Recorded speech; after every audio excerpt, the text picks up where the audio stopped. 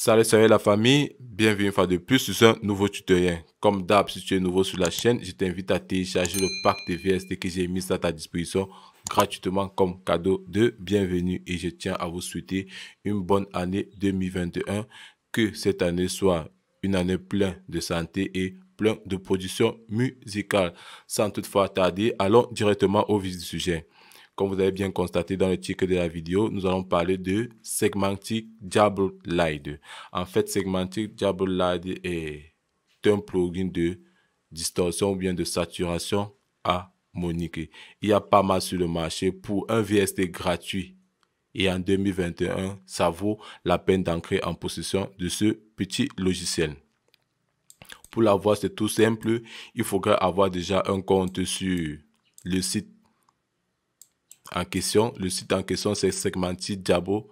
Segmentic, je vais mettre le lien dans la description. En fait, il faudrait avoir un compte. Donc, il faudrait déjà être inscrit sur leur plateforme pour entrer en possession. Là, présentement, que je suis en train de faire vidéo, cette vidéo, il vous manque à peine 16 à 17 jours pour entrer en possession de ce VST. Raison pour laquelle, étant donné que j'avais déjà souscrit, j'étais déjà inscrit sur la chaîne, il m'a fallu 4 jours pour pouvoir télécharger ce VST. Je ne sais pas si ça serait le cas pour vous nouvellement.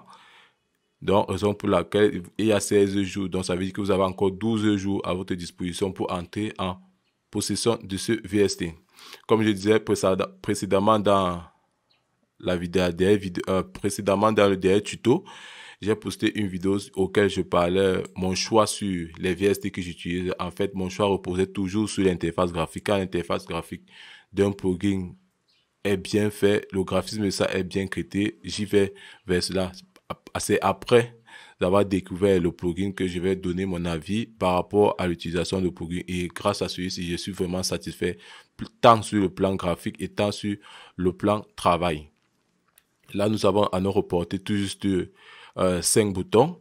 Nous avons le bouton punch, nous avons le bouton click, nous avons l'entrée, la sortie, nous avons le mix. Donc ici, le mix ici va représenter quoi? L'effet en question. Donc c'est comme si vous avez le dry web et l'effet en elle-même. Ici, nous avons le soft et le hard. Le soft, en fait, ici va reposer sur la dureté de comment vous voulez que l'instrument soit agressif ou alors doux. Donc, ça va dépendre de comment vous voulez travailler. Moi, je l'ai testé sur une petite rythmique. En fait, j'étais en train de faire une composition et je voulais tester ce plugin. Je l'ai fait sur la basse et sur les drums. Nous allons écouter ensemble. En fait, je suis déjà arrivé à un stade de traitement de bus master. Voici mes effets que j'ai ajoutés. Normalement, je ne fais jamais mes traitements de bus master sur la même session. Raison pour laquelle je ne le fais pas. Pourquoi? Parce que ça va prendre en possesseur de la machine. Donc, il y a plusieurs étapes à faire pour garder. Il y a plusieurs choses à faire. Donc, je ne fais jamais mes traitements comme vous le voyez sur le même bus master. Il y a l'export, il faut exporter à plein de reprises pour que vous gagnez en ressources sur vos machines. Pour que ça ne craque pas, vous le constatez ici. Vous voyez, ça signale un peu rouge à cause des plugins. En fait, c'est tout simplement, c'est pour le tuto que je suis en train de vous montrer cela. C'est une parenthèse. Là, maintenant, nous allons écouter la 808R en elle-même. C'est vrai quand même que j'ai déjà ajouté un traitement sur le bus master. Vous ne pouvez pas voir la différence. C'est parce que, quoi, si je baisse, j'ai éteint les effets, vous ressentez que la basse est un peu faible. Si j'ajoute l'effet sur le bus master, elle ressort un peu plus. Mais maintenant, quand je vais activer mon Segmentic Diabler, le voici.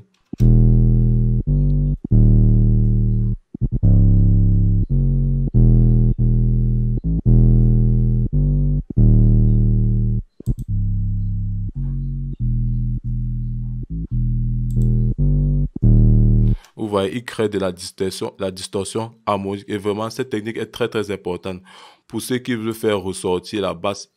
En fait, étant donné qu'il y a plusieurs systèmes d'écoute, ce VST va nous permettre de ressortir, va nous permettre de donner une sensation de basse sur les systèmes de moyenne écoute comme les écouteurs. Je sais pas si vous comprenez le style. Il y a d'autres personnes qui travaillent sur les basses. Ils se font bien ressentir sur les bonnes enceintes de bonne qualité. Mais à ce qui concerne les écoutes auditives, dans les les petits écouteurs, en fait. Les petits écouteurs, je m'excuse pour la répétition. Les petits écouteurs, ils ne réussissent pas à ressentir la basse. Il y a un manque de présence de la basse. C'est grâce à ce VST que vous allez pouvoir ressortir votre basse dans les petits appareils téléphoniques comme les téléphones. Alors bien sûr, c'est une parenthèse que je suis en train de prendre pour que la basse se fait plus ressentir. Donc, il faut utiliser la distorsion, ce genre de distorsion pour travailler. Et pour anticiper, voici une que j'utilise généralement dans mon mix, c'est la distorsion de chez Wave Shaper. En fait, ça c'est le plugin de FL Studio. Il est ici gratuit pour ceux qui ont à leur position FL Studio, bien sûr.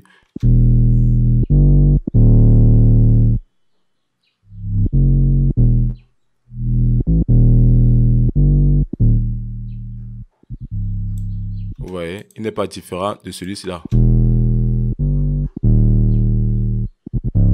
Donc, pour ceux qui n'arrivent pas à entrer en possession de ce logiciel, je vous conseille d'utiliser le Fruity Shaper. C'est vrai qu'il y a ici le Fruity Distortion de chez FL Studio normalement, mais moi, quand je vais créer de la distorsion harmonie, moi, j'utilise celui-ci. Je vais faire un tuto spécial en concernant l'utilisation des basses. Maintenant, nous allons passer directement sur la rythmique en question en elle-même. Je vais désactiver ma basse. En fait, nous allons cocher tout cela ensemble.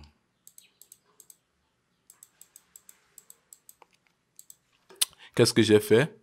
J'ai routé toutes mes pistes. Le kick, le snare, les percussions, un deuxième snare, les hi-hat, les open-hat. Tout cela est relié par ici, par un bus. Et sur ce bus, j'ai ajouté un compresseur.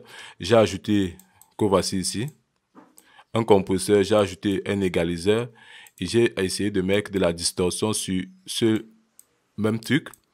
Et après, qu'est-ce que j'ai fait? J'ai routé encore parallèlement, j'ai fait maintenant la compression parallèle que vous voyez ici. J'ai fait de la compression parallèle que j'ai utilisé Maximus. Pour ceux qui veulent voir la compression parallèle, j'en ai fait un tuto par rapport à cela. Vous venez dans Maximus, vous venez prendre New York Compression, c'est tout simple. Maintenant, vous allez jouer tout simplement avec le fader de votre bus. Ça, c'est l'étape que j'ai faite.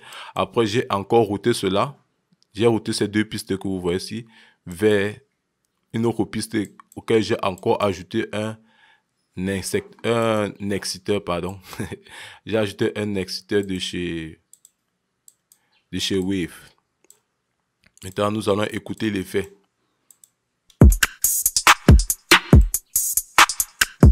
Ça, c'est avec le segmentier Diablot.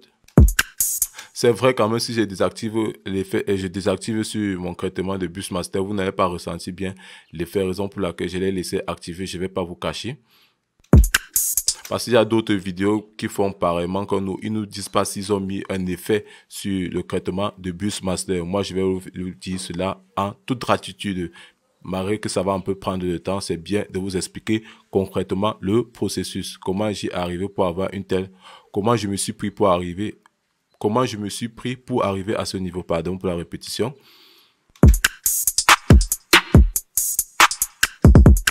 Maintenant, je vais le retirer. Il faut que je vous montre le VST en question que voici.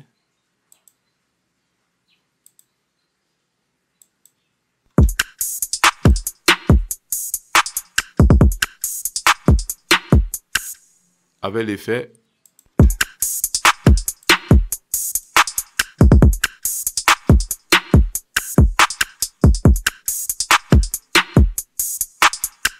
Sans effet maintenant. Je ne sais pas si la différence se fait bien ressentir. Regardez le jeu des snares surtout. Regardez le jeu des snares.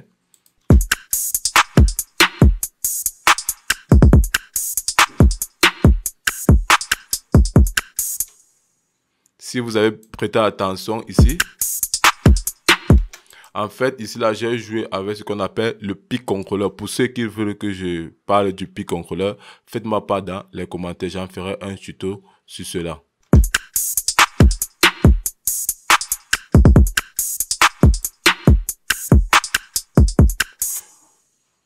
Ok, je ne voudrais pas être très long par rapport à ce tuto. Je vous ai juste fait une présentation du logiciel et je vous invite à télécharger, dès que vous aurez regardé tout ce format du début jusqu'à la fin, allez-y télécharger le logiciel. À l'heure actuelle, c'est allez le télécharger, inscrivez-vous sur le site de Segmentix Jailbreak Lite. Comme d'hab, si tu as aimé si tu as aimé la vidéo, je t'invite à t'abonner, à partager, à commenter, à liker et surtout activer la cloche de notification pour ne rater aucune de mes prochaines vidéos. C'était ATR Studio, c'était un tuto authentique. Je vous dis à la prochaine pour une nouvelle vidéo. Sur cela, portez-vous bien. Ciao, kiss.